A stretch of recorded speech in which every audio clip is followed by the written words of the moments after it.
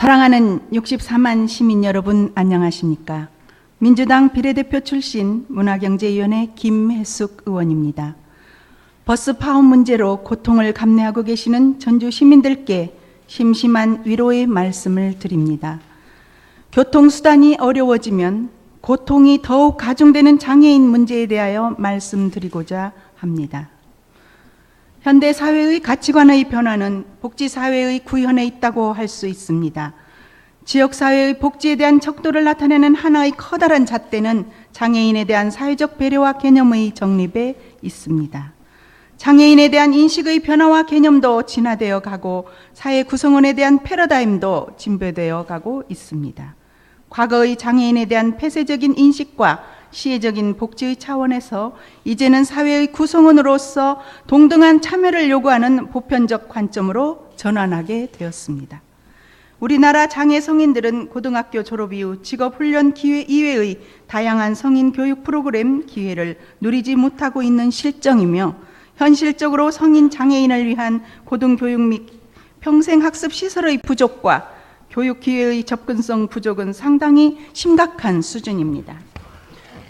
장애인들이 학교 졸업 이후 교육을 받고자 할 때 교육을 받을 수 있는 기관은 장애인 복지관 34, 장애인 단체 23, 장애인 평생교육기관 11, 일반인 평생교육기관 10.9%의 순으로 나타나고 있습니다. 이러한 결과는 비장애인에 비해 매우 낮은 것으로 장애인들이 평생교육에서 배제되고 있음을 알 수 있습니다. 교육기본법 제3조에 의하면 모든 국민은 평생에 걸쳐 학습하고 능력과 적성에 따라 교육받을 권리를 가진다고 하며, 중증 장애인도 인격을 형성하고 성장하며 발달해 갈 권리를 의미합니다. 이는 국민의 한 사람으로서 존엄과 가치를 가지며 행복을 추구하고 인간다운 생활을 영위하는 데 필수적인 조건이라고 할 수 있습니다. 특수교육기본법 제18조에는 국가 및 지방자치단체가 장애인 및 특별한 교육적 요구가 있는 사람에게 통합된 교육 환경을 제공하고 생애 주기에 따라 장애 유형, 장애 정도의 특성을 고려한 교육을 실시하여 이들의 자아 실현과 사회 통합을 하는 데 기여해야 한다고 밝히고 있습니다. 장애인은 일반인들보다 더 많은 기간과 더 높은 질의 계속 교육을 필요로 하고 있으며, 날로 증대되고 있는 안전에 대한 위협과 건강에 대한 욕구 등은 장애 성인과 장애 노인의 경우 교육을 받지 않고는 해결하기 힘든 과제인 것입니다. 날로 변화되고 있는 전자제품과 점차 다양하게 바뀌고 있는 보조 공학 도구에 대한 지식과 정보를 제대로 얻을 수 없고 건강과 생활의 여유를 찾기가 어렵습니다. 따라서 중증 장애인의 경우 더욱더 생애 주기에 따른 교육과 생활 등 전반에 관한 법적 지원을 필요로 하는 것입니다. 전주시에는 각종 일반인들을 대상으로 한 많은 평생교육시설이 있습니다. 하지만 중증 장애인들이 이용할 수 있는 전문 평생교육시설은 한 곳도 없는 실정입니다. 전주시의 총 장애인 수는 32,579명이며 1에서 3급 장애인은 12,800여 명이고 중증 장애인은 5,000여 명에 달하고 있습니다.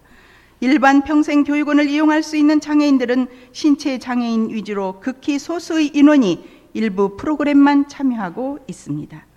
중증 장애인들은 특수교육을 12년간 받고 졸업을 하고 난 후 보호시설과 직업재활시설을 이용할 수 있는 장애인들은 300여 명에 불과합니다.